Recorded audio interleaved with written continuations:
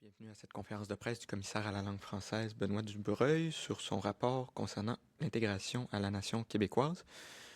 Monsieur Dubreuil, je vous laisse la parole. Alors, bonjour à tous. Je suis accompagné aujourd'hui d'Éric Poirier, commissaire adjoint, et de Rodolphe Parent, professionnel de recherche. Alors, aujourd'hui, on a déposé le rapport « Intégration à la nation québécoise, de la rencontre à l'adhésion ». C'est un rapport qui donne suite à l'adoption en mai dernier de la loi sur l'intégration à la nation québécoise.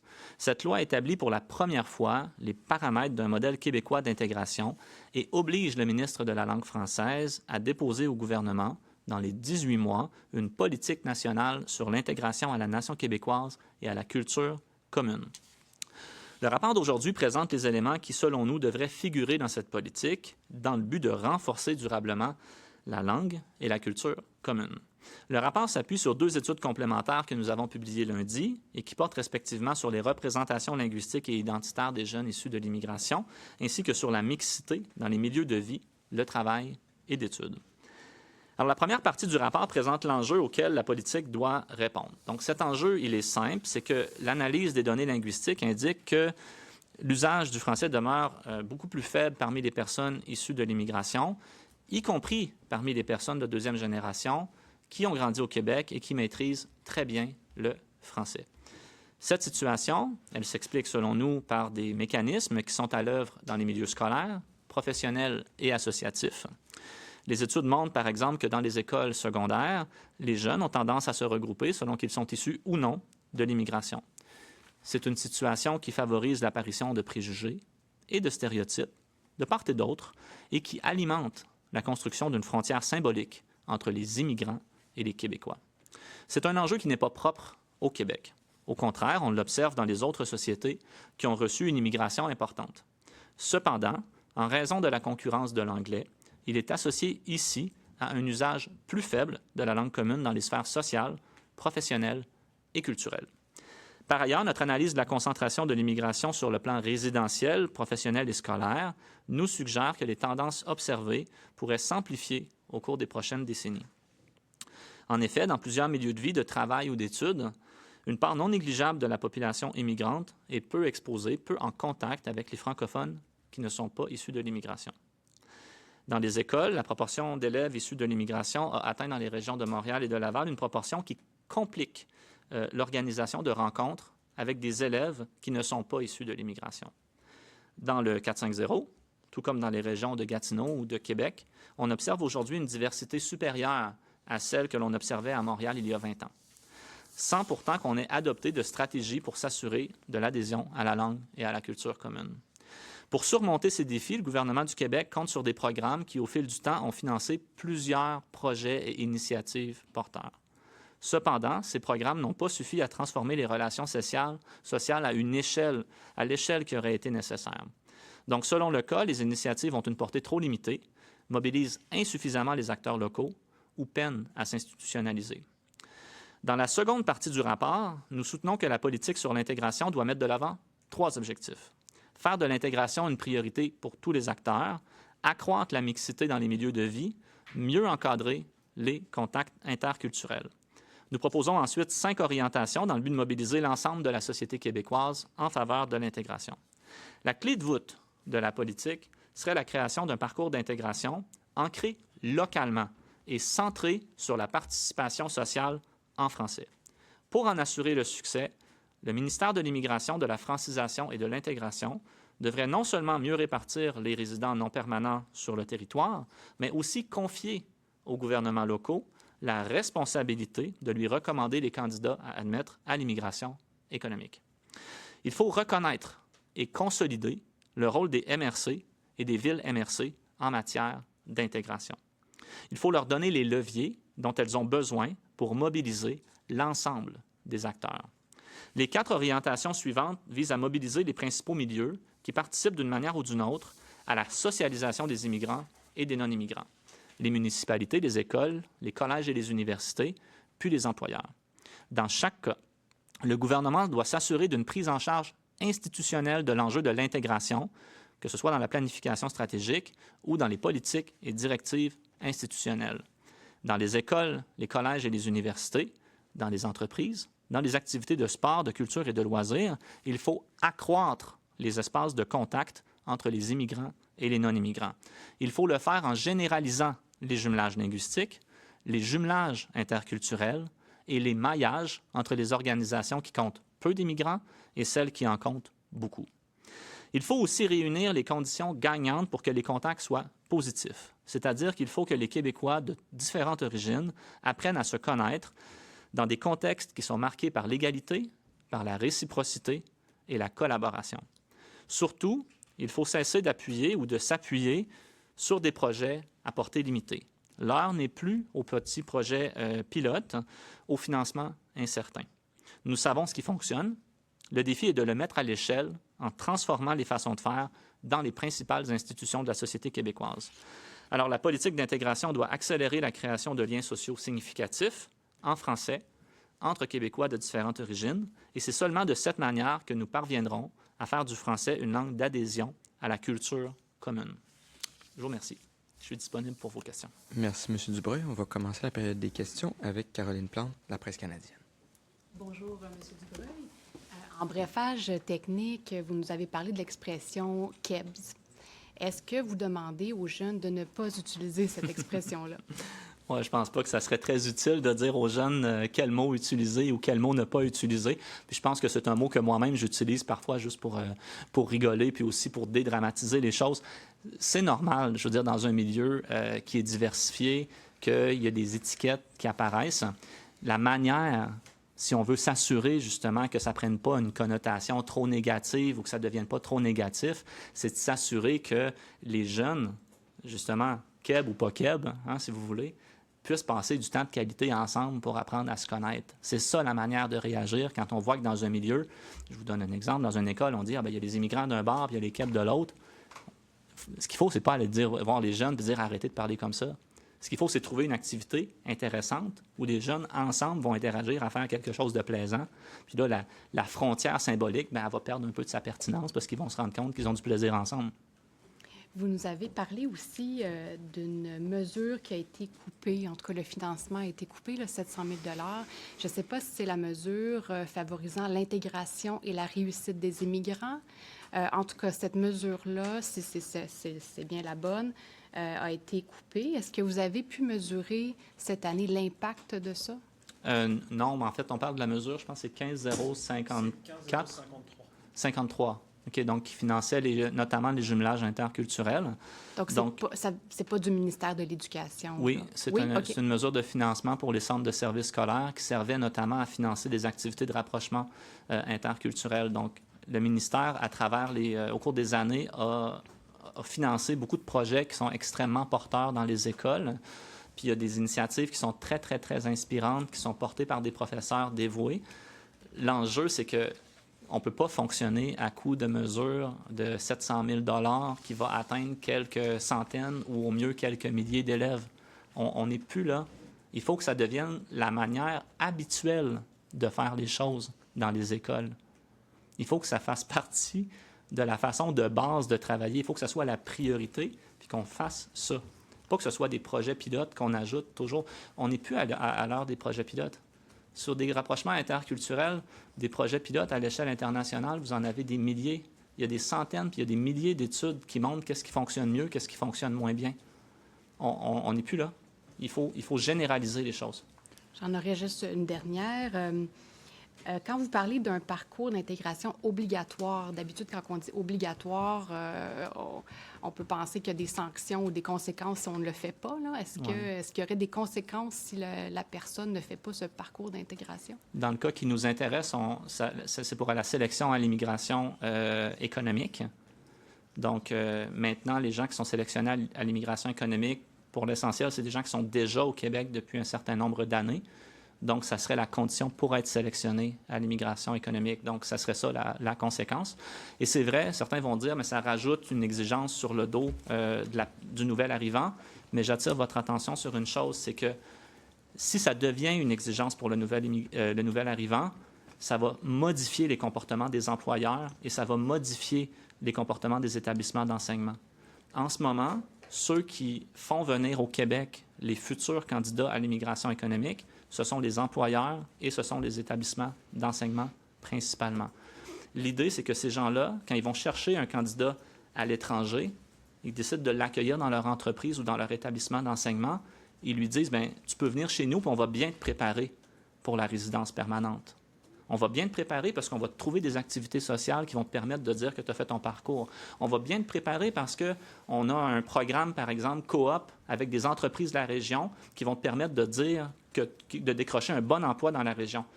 Donc ensuite, quand on va se tourner vers la municipalité pour demander de recommander ton dossier, la municipalité va être d'accord parce que tu vas être implanté localement. Donc l'idée, c'est de donner un levier aussi aux municipalités à l'endroit des employeurs et des établissements d'enseignement.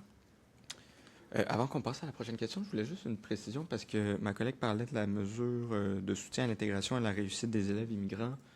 Là, je vois que dans un document du ministère de l'Éducation, on parle de la mesure 15053. Donc, je comprends que vous parliez de la même chose. Donc, là. c'est la même?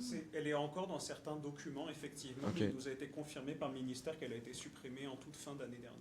C'est ça. Je pense qu'il y avait Le des 700 000 articles qui avaient été... OK. Ouais. Pour la suite, on va, à moins que Caroline ait d'autres questions là-dessus, on va passer à Sébastien Desrosiers, Radio-Canada. Accroître la mixité dans les écoles, par exemple, je pense que la plupart des gens en sont, là, mais comment? On dirait que concrètement, je n'arrive pas à comprendre comment ça se réaliserait ce que vous proposez. Il y a 3 types d'écoles au Québec. Il y a des écoles où presque tous les élèves sont issus de l'immigration. C'est Montréal, c'est Laval. Il y a des écoles où presque tous les élèves ne sont pas issus de l'immigration. C'est des régions en dehors des grands centres. Puis il y a des élèves où il y a beaucoup de mixité. C'est Québec, c'est Gatineau, c'est la couronne de Montréal. Selon l'endroit où vous vous trouvez, ce n'est pas la même stratégie. Si vous êtes dans un endroit qui a beaucoup de mixité déjà, vous pouvez le faire à travers le parascolaire. Vous pouvez réviser votre offre de programmes particuliers. Okay? Puis vous devez faire une analyse, en fait, de ce qui se passe dans votre milieu. À Québec, par exemple, on a des processus de segmentation. Même chose à Gatineau, où, par exemple, les élèves issus de l'immigration vont aller plus dans certains programmes. Ceux qui ne le sont pas vont aller plus dans d'autres programmes. Donc, comment on agit dans un cas comme celui-là? Est-ce qu'on peut modifier notre façon de penser l'offre de projet particulier pour avoir des programmes qui vont être plus mixtes? Si on n'est pas capable, est-ce qu'on est capable de mobiliser le parascolaire? Est-ce qu'on est capable de mobiliser les cours d'éducation physique, par exemple? Donc, il y a comme une réflexion à faire. Le défi, là, je vais vous revenir, vous allez me dire, mais qu'est-ce qu'on fait à Montréal ou qu'est-ce qu'on fait quand on est dans le Bas-Saint-Laurent? Bien là, évidemment, c'est sûr que ça limite les possibilités d'action quand on est dans ces deux cas-là. Alors moi, ce qu'on fait, c'est on revient avec une proposition qu'on avait déjà faite, de dire il faut avoir des jumelages entre écoles de milieux différents pour mettre en relation justement les jeunes, notamment de Montréal, qui viennent de quartiers qui sont très, très, très diversifiés, avec des jeunes d'écoles où la diversité est beaucoup moins grande. Et là, on commence par des correspondances scolaires. Il y a des projets qui existent. Okay? Des correspondances scolaires, ça ne coûte pas très cher, là. Okay? C'est de mettre en relation des profs pour qu'ils fassent des activités conjointes, que les élèves soient en lien avec d'autres élèves qui vont être différents d'eux à faire un projet. Puis ensuite, bien, l'idée, idéalement, moi, ce que je voudrais, c'est que ça débouche aussi sur des voyages scolaires, qui seraient centrés justement sur l'idée de construire de la cohésion sociale, de renforcer les compétences interculturelles. Est-ce que ça veut dire de faire moins de voyages à Boston? Est-ce que ça veut dire de faire moins de voyages à New York? Je pense que la question peut se poser. Parce que, encore une fois, j'essaie de bien comprendre. Pour une école de Montréal, disons Rivière-des-Prairies, où je ne sais pas, vous connaissez les chiffres mieux que moi, mais il y en a où 80 je ne sais pas, des jeunes sont issus de l'immigration. Alors, vous ne proposez pas d'agir sur la composition des classes, selon ce que je comprends? Bien, c'est sûr qu'à Rivière-des-Prairies, c'est difficile, c'est ça, parce qu'il n'y a pas nécessairement... c'est ça, on n'est plus là. Mais c'est différent, par exemple, à Longueuil, à Marie-Victorin. Là, à ce moment-là, effectivement, la CSS Marie-Victorin, par exemple, pourrait modifier sa carte scolaire pour avoir une meilleure répartition. Elle peut réfléchir aussi à son offre de programmes, de projets en fait particuliers, si elle constate qu'il y a une segmentation ethnoculturelle, en fait, entre des programmes sélectifs et des programmes non sélectifs. Parce que vous comprenez, les jeunes, par exemple, qui vont lire, on imagine, ou en tout cas, on l'espère, nos articles, vont se dire, pourquoi le gouvernement, à qui vous demandez d'agir, me dirait avec qui je peux être ami et avec qui je ne peux pas être ami? C'est une bonne question. Évidemment, il ne s'agit pas là, forcer les amitiés, ça se peut pas. Mais vous remarquerez que dans les écoles, souvent, si vous regardez la liste là, des amis de vos enfants, là, souvent, c'est des gens avec qui ils ont été, avec qui ils ont partagé des classes. Hein, donc, c'est dans les classes que les amitiés se forgent ou dans les activités parascolaires. Donc, c'est sûr que si on a une segmentation à la base ou des tendances, on appelle ça des tendances à l'homophilie là, dans la recherche en sociologie, les gens vont avoir tendance à former des réseaux qui, à long terme, vont pas nous donner ce qu'on veut, ni comme parents, ni comme société. J'ajouterais quelques questions là-dessus, si vous me permettez, M. Dubreuil, François Carabin, Le Devoir. Vous dites quand même, là, puis vous venez de le mentionner, dans votre rapport que certains centres de services scolaires auraient avantage à revoir les cartes scolaires et également la composition, les règles de composition des classes.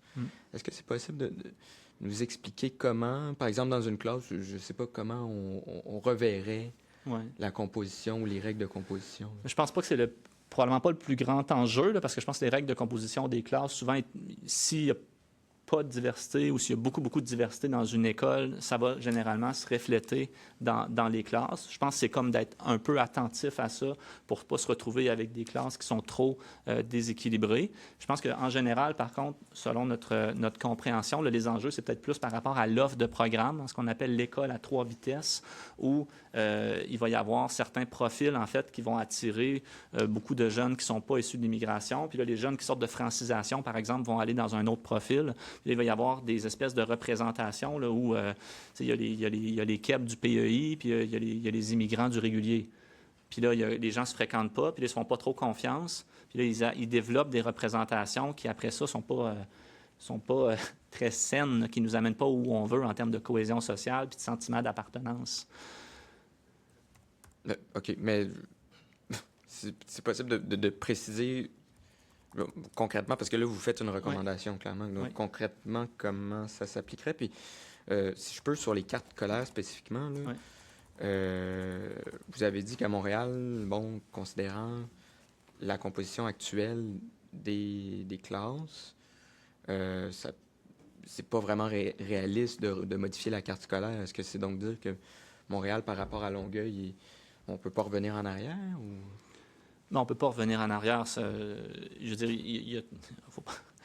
En tout cas, on peut pas corriger la situation. Là. C'est ça, c'est-à-dire chaque région, chaque ville a sa démographie. Là. Donc, il faut comme prendre ça un peu pour acquis puis voir comment on améliore les relations interculturelles à partir de ce que l'on a. Donc, c'est sûr qu'à Montréal, je veux dire, si l'idée, c'est de faire en sorte que tous les jeunes de Montréal... Puis là, je prends Montréal, mais c'est la même chose. Si vous allez dans une région où il n'y a pas beaucoup de jeunes issus de l'immigration, vous avez exactement le même problème. Si l'idée, c'est de renforcer les liens immigrants-non immigrants, bien, vous êtes limité dans ce que vous pouvez faire quand il y a une concentration sur le plan territorial. Mais ce n'est pas le cas partout. Il y a des endroits où il y a beaucoup de mixité, puis à ce moment-là, la question de l'offre de programme, de la carte scolaire se pose. OK. Peut-être dernière question technique, là, vous calculez dans votre rapport la probabilité moyenne des élèves issus de l'immigration d'être exposés à des élèves de 3e génération ou plus dans leurs écoles. C'est un peu pour démontrer là, à quel point la mixité est plus limitée par rapport à il y a 20 ans. Mais c'est pour voir les endroits où c'est peut-être plus difficile, puis les endroits où c'est moins difficile. Ouais. Comment avez-vous calculé cette probabilité-là et pourquoi avoir choisi, par exemple, les élèves de 3e génération plutôt que des élèves de 2e génération qui pourraient quand même être comment dire, intégrés au Québec? Là? Non, mais tout à fait. Puis il ne s'agit vraiment pas de dire, évidemment, que les élèves qui sont nés au Québec, qui sont québécois, mais dont les parents sont immigrants, là, sont moins québécois. Ce n'est pas du tout ça le sujet. L'argument de base, c'est que quand on regarde la recherche qualitative. Puis quand on regarde les données sur l'utilisation du français, on comprend que les jeunes qui grandissent dans des familles immigrantes vivent des choses différentes qui amènent une certaine partie d'entre eux, pas tout le monde, il ne faut pas généraliser, à avoir un rapport au français qui est différent, qui va être plutôt utilitaire. Donc, l'idée, c'est pourquoi on en arrive là, puis là, on l'explique, c'est parce qu'il y en a qui ont l'anglais comme langue dominante, puis pour qui le français reste une langue scolaire. Il y en a qui ont le français comme langue dominante, mais leurs amis, leur réseau social n'aura pas beaucoup d'intérêt pour la culture québécoise ou ne sera pas exposé à la culture québécoise dans leur réseau social. Puis ensuite, il y a l'enjeu plus identitaire où il y en a qui vont avoir un rapport plus comme de rivalité avec l'identité québécoise. Puis à l'inverse, bien, il y en a d'autres qui ont le cheminement contraire puis qui vont avoir tendance à mieux intégrer le français dans leur pratique culturelle. Donc ça, c'est vraiment la raison pour laquelle les personnes de deuxième génération ont besoin d'une attention particulière. Donc, c'est un groupe les jeunes, ça fait 100 ans là, que les sociologues étudient les jeunes de deuxième génération. Il y a une raison, c'est que ces gens-là vivent des choses particulières. La question du calcul de la probabilité, Rodolphe, je ne sais pas si tu veux y aller. C'est un indice quand même qui existe dans la recherche. On a plusieurs indices de concentration, exposition. Donc en fait, c'est dans une zone qui peut être une zone géographique, donc une aire de diffusion dans notre cas, qui peut être une école, qui était la zone où on a reçu les données qui étaient la plus précise qu'on pouvait avoir. On regarde dans chacune de ces zones-là, quelle est la mixité. Donc on va regarder, par exemple, il va y avoir 10% de personnes de première génération et deuxième génération, 90%. Et donc là, on dit, dans le fond, dans cette zone-là, la probabilité d'exposition, c'est 90, parce qu'il y a 90% de 3G. Puis c'est une moyenne sur l'ensemble des zones. OK. Et cet indice permet donc de parler d'exposition moyenne du premier groupe envers le deuxième groupe. C'est que ça permet de distinguer ensuite les endroits dans la société et les institutions où il y a une probabilité de contact qui est plus élevée et ceux où il y a une probabilité plus faible. Puis ce qu'on veut, justement, c'est renforcer la probabilité de contact, puis outiller les institutions pour que les contacts soient positifs. C'est pas simple, là. Oui. C'est pas quelque chose de simple à faire. C'est pas pour rien que tous les pays occidentaux, en ce moment, ont ces débats-là, puis dire comment on gère ça, puis comment on crée de la cohésion sociale puis de l'adhésion. Au Québec, on a ces défis-là, sauf qu'en plus, bien, on a un contexte particulier où on a une langue qui est minoritaire, on a une culture qui est minoritaire, puis si les gens ne sont pas amenés dans leur vie personnelle à avoir des contacts et des liens significatifs avec des gens pour qui la culture québécoise est importante, ça devient plus difficile de développer un sentiment d'adhésion. Merci. Hugo Pion-Larose, La Presse. Justement, je reviens sur la question de la mixité dans les écoles, particulièrement à Montréal et à Laval. Dites-moi si je me trompe, mais j'ai l'impression qu'à la lumière des solutions que vous mettez, pas des solutions, mais des idées que vous mettez au jeu, entre autres d'augmenter justement les contacts, les jumelages, les voyages scolaires, le nerf de la guerre ici, c'est l'argent que le gouvernement va mettre sur la table. Là. Parce que je peux bien croire qu'on peut faire moins de voyages à New York et à Boston, mais à Saint-Michel, je pense pas qu'ils vont bien à New York et à Boston à la fin de l'année scolaire. Là. Oui. Je pense que c'est une des difficultés, justement, actuelles. Puis on veut pas se leurrer là-dessus. Là. C'est sûr que le milieu scolaire, il est sous pression. Mm-hmm. La vie dans une école, là, c'est une vie sous pression. Donc, il y a des choses, je pense, qu'on peut faire qui ne coûtent pas beaucoup d'argent et qui devraient être intégrées de façon régulière dans la manière de faire les choses. Sinon, je pense qu'on peut faire preuve de créativité aussi. Je pense qu'il y a des voyages qui coûtent plus cher, il y a des voyages qui coûtent moins cher. Donc, il y a moyen aussi d'organiser des voyages qui ne coûtent pas une fortune. Mais, je veux dire, je pense qu'il faut qu'on se saisisse quand même de l'enjeu. Il faut qu'on se saisisse de l'enjeu. Ensuite, on peut prioriser, peut-être commencer par des choses qui coûtent moins cher, voir comment on peut développer des modèles qui permettent de mettre en contact beaucoup de personnes sans engager beaucoup d'argent. Mais il faut que ce soit une priorité institutionnelle d'abord. Et le contexte est merveilleux ensuite, actuellement, parce qu'évidemment, je sais qu'il y a beaucoup de commissions scolaires, de centres de services scolaires, qui se questionnent par rapport au voyage aux États-Unis. Est-ce que ça vaut encore la peine de demander aux parents de dépenser 1 000 pour envoyer les jeunes à New York dans des centres d'achat ou dans des parcs d'attractions? Les centres de services scolaires, en ce moment, se posent la question. Je comprends, mais c'est quand même des situations très privilégiées. Là. On ne parle pas oui. d'écoles défavorisées dans certains quartiers de Montréal, là où, justement, les taux de mixité sont les plus faibles. Oui. C'est pas le même... Il me semble que ce n'est pas le même contexte. Là, quand même. Il faut mobiliser les gens, puis il faut que ce soit une priorité de l'institution. Dans le cadre de vos travaux, justement, qui ont mené à la rédaction de ce rapport, vous l'avez peut-être expliqué tantôt en briefing, mais je vous repose la question. Avez-vous rencontré les populations immigrantes pour savoir, eux, quelles ont été leurs barrières à l'intégration?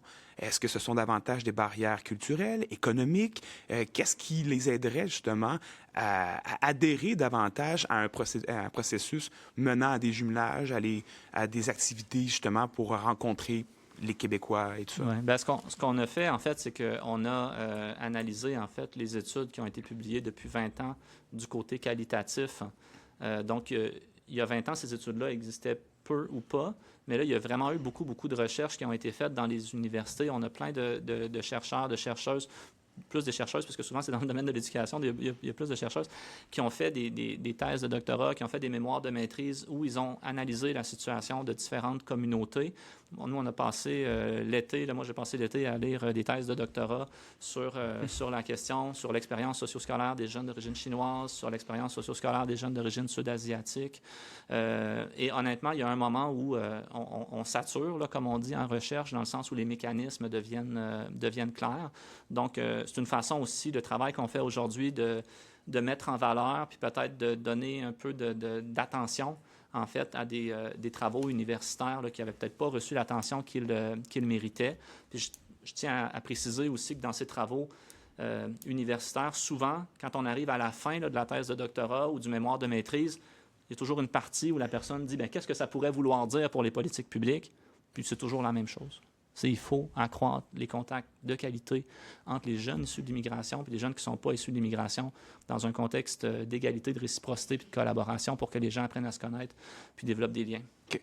Et en terminant, pour mesurer, parce que les gens vont se poser la question, comment est-ce qu'on va mesurer à terme l'efficacité ou non des mesures qui seront mises en place sur la question très précise de l'adhésion à la culture commune? Oui. Peut-être que ma question va être un peu poétique, là, mais la culture commune, comment est-ce qu'on la définit? Parce qu'elle me semble quand même très riche dans plusieurs quartiers de Montréal où on a, je pense à un YouTuber comme le maire de Laval. Je ne m'en sais plus son nom de... Oui. Mais bref, lui, il est quand même très présent. C'est très riche ce qu'il propose, mais peut-être que la personne à Rivière-du-Loup, le jeune à Rivière-du-Loup, n'a aucune idée c'est qui. Là, mais donc, c'est quoi la culture commune?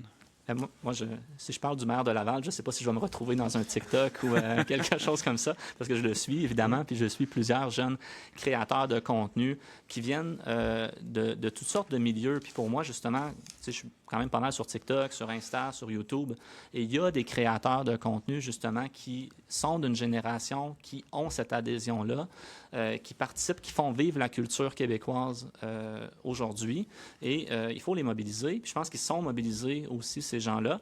Ils ont un parcours qui est inspirant, où clairement, là, ça transpire l'adhésion. Ils font partie de la société, ils veulent faire partie de la société. La question, c'est comment on élargit. Comment on élargit pour embarquer toujours plus de monde. Là, je ne sais pas si je réponds à la question. J'ai comme oublié le début parce que j'étais comme trop... Donc, essentiellement, c'est de dire on va mesurer le succès, l'intégration, à la lumière de comment la culture sera plus pareille demain qu'elle est aujourd'hui. Écoutez, la question du succès, ça, c'est un des enjeux qu'on a eu, c'est qu'on n'a pas nécessairement de bonnes enquêtes sur le plan quantitatif qui permettent de mesurer un certain nombre de variables qui sont importantes. Par exemple, les réseaux, la composition des réseaux sociaux. Les amis, là. Donc, on n'a pas beaucoup de variables sur le plan d'études sur le plan quantitatif là-dessus. La question de la langue qui est utilisée avec les amis, par exemple, ça, c'est super important aussi. Parce qu'on voit que si la personne utilise le français uniquement dans la classe, mais qu'avec les amis, ce n'est pas utilisé, on sait que la culture québécoise ne sera jamais très, très forte. OK? Donc, ça, c'est une autre variable qui serait intéressante. La troisième, c'est une variable sur la perception, peut-être de la représentation de l'identité. Est-ce que vous considérez que, par exemple, si vous êtes d'origine algérienne ou camerounaise, est-ce que vous considérez que c'est en conflit avec le fait d'être québécois ou vous considérez que c'est compatible puis vous voyez les deux comme étant en harmonie l'une avec l'autre? Ça, pour moi, ce serait vraiment une variable super intéressante à mesurer. Donc, je pense que ça, enfin, à ma connaissance, ça ne l'a pas été jusqu'à présent, mais on travaille, nous aussi, de notre côté avec l'OQLF pour leur planification des études sur le suivi de la situation linguistique. C'est sûr que nous, on aimerait voir inclure plus de ce type de variables-là sur les réseaux et sur les représentations identitaires. Okay. Merci. Mounir Kadouri, le nom du Oui, maire de merci, Laval, pas Stéphane Boyer. Non, je suis non, désolé est-ce que- pour... mais, On il y a va beaucoup de choses intéressantes qui se passent sur... On va passer aux questions de Juliette Nadeau-Besse, Le Soleil. Oui, bonjour. J'aimerais juste préciser là, sur le chiffre dont on parlait tout à l'heure, la probabilité d'exposition. Si, par exemple, ce chiffre-là est de 50, juste comprendre qu'est-ce que ça veut dire. Est-ce que ça veut dire la personne issue de l'immigration a une chance sur deux C'est de ça. côtoyer un KEB? Bien, par exemple, dans votre milieu de travail, par exemple, si c'est 50 %, ça veut dire que si vous croisez quelqu'un au hasard dans votre milieu de travail, il y a une chance sur deux qu'effectivement, ce soit un francophone qui n'est pas issu de l'immigration. Donc, c'est vraiment simple. On l'a pour les universités, on l'a pour les collèges, les cégeps, on l'a par école, on l'a par région métropolitaine. Donc, pour les universités, par exemple, on l'a calculé. C'est quoi la probabilité dans votre programme? Vous vous asseyez à côté de quelqu'un au hasard. C'est quoi la probabilité que ce soit un étudiant québécois, par exemple? J'aimerais ça vous entendre un peu sur la région de Québec, qui m'intéresse en particulier. Je voyais sur le graphique là, que, par exemple, on avait le CSS des découvreurs qui avait une très, très grande hausse du nombre de personnes issues de l'immigration. Est-ce que vous pouvez juste me parler un peu de qu'est-ce qu'on sait sur Québec? Oui. Vous parliez de grande mixité. C'est quoi Bien, le défi? Québec, c'est sûr qu'à Québec, l'immigration, elle est très francophone. OK, donc, déjà, ça, c'est important de le dire. Sur le plan purement du choix de la langue, à Québec, en général, là, les indicateurs, pour ce qui est de l'usage du français, de la convergence vers le français, ça va relativement bien. L'enjeu, c'est plus par rapport à l'autre élément là, de la langue commune qui s'appelle l'adhésion et la contribution à la culture. Et là, c'est comment, justement, on s'assure que ces jeunes qui viennent de milieux différents, de pays différents, nouent des relations ensemble de qualité. Donc là, je ne veux pas nécessairement parler de ma vie personnelle parce que je vis à Québec. Et puis, mes enfants me le pardonneraient pas. Mais c'est sûr que dans la région, dans les écoles, il y a des dynamiques aussi de segmentation ethno-culturelle, par programme, par classe, par activité. Donc, il y a quand même des choses à améliorer si on veut justement que les jeunes très nombreux qui sont issus de l'immigration, qui sont arrivés dans les dernières années, en viennent justement à sentir qu'ils sont pleinement partie prenante de la société québécoise. Puis, une question qui, plus de manière générale, là, mais on retient qu'il faut plus de mixité pour favoriser l'adhésion à la langue française. Est-ce que vous retenez aussi qu'il faut moins d'immigration ou ça n'a pas rapport, ces deux choses-là? Bien, c'est sûr qu'il y a un moment où il y a un lien, dans le sens où si vous avez très, très, très peu d'immigrants là, dans un pays, les immigrants sont comme obligés là, d'être en contact avec des gens qui ne sont pas des immigrants. T'sais, ils vont trouver ça difficile. Ça va être extrêmement difficile pour eux comme effort d'intégration, mais ils vont comme être obligés.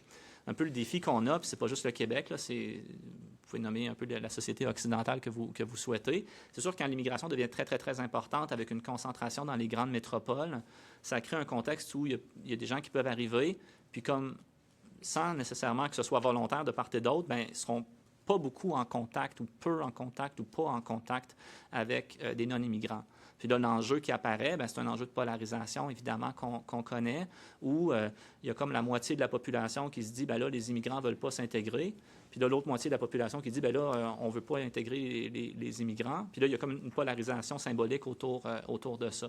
Donc, nous, ce qu'on propose, c'est une manière concrète un peu de dépenser aussi ce débat-là pour dire, bien, comment on fait, là? Comment on fait concrètement là, pour construire du lien social en mobilisant les institutions? Mais est-ce que vous craignez que ce soit repris, votre rapport pour faire peur sur l'immigration? Bien, nous, on espère que ça va être repris pour amener des idées constructives. Donc, je pense qu'après ça, c'est sûr que la couverture médiatique, elle importe.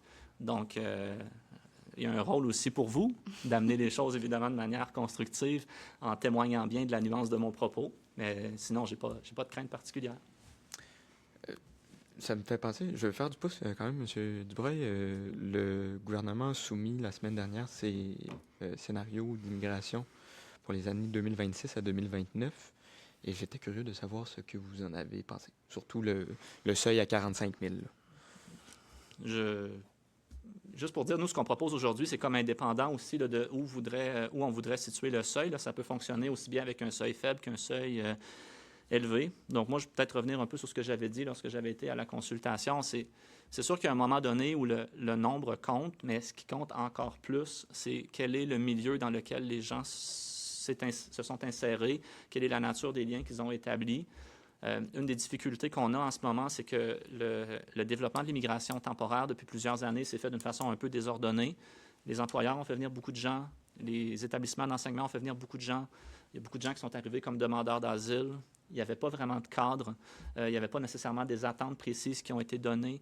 Donc là, on se retrouve dans une situation qui est un peu embarrassante, où il y a beaucoup de gens qui ont des attentes, mais en même temps, on ne sait pas qui est bien intégré, qui ne l'est pas, qui a fait un bon travail, qui n'a pas fait un bon travail.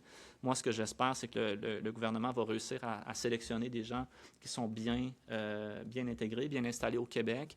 Et pour les autres, de leur offrir quand même un cheminement clair, transparent, qui va les amener dans la bonne direction si leur intention est de rester au Québec. Donc, en favorisant davantage les profils de personnes immigrantes qui ont travaillé ou qui sont déjà sur le territoire québécois, qui travaillent en région, là, c'est l'objectif de M. Robert. J'imagine qu'on vient répondre, du moins en partie, à vos interrogations. En partie. Donc, c'est sûr qu'un immigrant qui est installé en région, qui parle bien français depuis quelques années, dans plusieurs milieux de travail, on sait qu'en général, c'est un contexte qui est favorable à l'intégration. Cela dit, il y a des choses qui se sont passées en région qui ne sont pas nécessairement idéales non plus, puis je l'ai mentionné précédemment. On sait qu'il y a des employeurs en région qui vont comme séparer leurs travailleurs selon leur origine. Les Latinos travaillent ensemble sur un corps de travail. Les Québécois travaillent ensemble sur un corps de travail. Les gens n'ont pas beaucoup d'occasion de passer du temps ensemble. Mais ça, ce n'est pas un contexte qui permet l'intégration. C'est pour ça qu'on propose aussi de mobiliser les associations d'employeurs, de mobiliser les syndicats pour que ça n'arrive pas. Que quand quelqu'un arrive dans un milieu de travail, ce soit un milieu de travail qui va lui permettre de se faire des amis québécois. Et puis si ce n'est pas sur le milieu de travail, bien, au moins que ce soit en dehors du milieu de travail, en collaborant avec les municipalités. C'est là qu'il faut donner un pouvoir aux municipalités aussi pour aller mobiliser tous les organismes, en fait. Il y en a quand même là, des associations de sport, de loisirs, de culture. Il faut les mobiliser. Merci. Sébastien Doyle aussi. C'est ça m'intrigue. Comment on fait en sorte que les gouvernements locaux, donc les municipalités ou les MRC, puissent recommander des candidats à l'immigration économique? Comment ça fonctionnerait? Bien, en fait, c'est sur la forme d'une lettre, essentiellement. Okay. Donc là, il y a une mécanique avec Arima là, qu'il faudrait définir. Je ne vais pas nécessairement rentrer dans le Mais est-ce qu'on pourrait leur donner des points supplémentaires dans le PSTQ s'ils ont une lettre? Nous, ce qu'on pense qui serait pertinent, ce serait de permettre aux gouvernements locaux d'ajuster les critères de sélection, ce qui permettrait de faire une planification au niveau régional. Donc, par exemple, la municipalité pourrait dire, en consultation avec les employeurs, les syndicats, les établissements d'enseignement, mais nous, dans Chaudière-Appalaches, on a des priorités de développement économique, de développement urbain, de développement social, et c'est ce type de profil-là qu'on veut encourager. Donc, on ajuste, on crée des ajustements à la grille de points pour refléter notre planification régionale. Okay. Et là, à partir du moment où on fait ça, l'établissement d'enseignement va comprendre le message, l'employeur va comprendre le message, puis tous les intérêts vont s'aligner. Je pense que ça fait le tour des questions en français. On va passer en anglais avec Dan Spector, Global. Hi. Bit of a basic question, but I'm just hoping to have you explain in English the problem. Like, why is it, or how is it that these immigrants are failing to integrate right now, and why is it an issue? So the question is not that immigrants are failing to integrate. The question is that when we look at numbers regarding the use of French, what we see is that there's lower use of French, not only among immigrants, but also among children of immigrants. And this is true of basically all indicators. So it's not a question of the choice of indicator, it's true of all indicators. So the question is, why is it the case? Because that we know that children of immigrants, like vast majority, almost all of them can speak French very well. Vast majority have been schooled in French. So how is it that when we look at cultural choices, for instance, we see that the use of French is significantly lower? So what we did is that we looked into the qualitative, the research, university research that has been conducted on these questions for the past 20 years. And what we see is that it's really about personal connections that these kids will establish with children that are not of immigrant background, and how it affects how they will be exposed by peers to Quebec culture, for instance, but also about their identity. What we find is that we have a significant segment of these youth who do not necessarily identify or feel comfortable identifying with Quebec identity and Quebec culture. And some of them feel that there is a tension also between their identity and identifying with Quebec. So the question is, how can we mitigate this perception that there is incompatibility by strengthening an interpersonal relationship? Yeah, and so you talked about changing the composition of classes and workplaces, but schools, workplaces generally they have a lot on their plates. Do you think that's realistic to start having these places develop groups with that lens? I think it is a lens that is extremely important to add when you manage a school and you want to prepare people to be active citizens in Quebec society. I think that having people develop the skills that will make them good citizens who will be able to behave and to succeed in an intercultural environment, I think it is hugely important. I think it is massively important for social cohesion. At the same time, I really hear what you say. I know that at the moment in schools, the pressure is really high. The pressure is really high. But at the same time, there are things that can be done that do not cost a lot of money. I was talking about, I'm not sure how to say this, correspondence between schools, exchange of letters. Yeah, that's good. That's good? You can say that? Okay, good. Yeah. That's something that is not very expensive. We know that there are all kinds of project of exchanges between schools. And by the way, this also exists between French schools and English schools, right?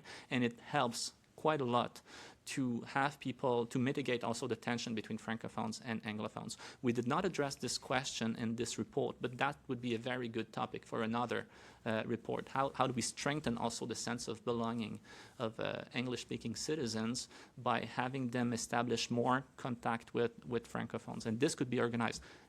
Is it hard? Does it take some effort? Does it implies that we change our approach to teaching and our conception of what the school system is there for? Sure, but what are the benefits? It seems like people wanting to stay within their own ethnic groups is just like probably a pretty innate, natural type of thing. It would seem that would be a pretty strong force to fight against. Yeah, no, that's an interesting question. And I don't know for you, but like when I think of my friends, when I think of my own life, it's true. Like we are all attracted. It's easier to interact with people who think like us. It is easier to interact with people with whom we share a lot of things. So that's why strengthening social cohesion in a society that is highly diverse is a challenge.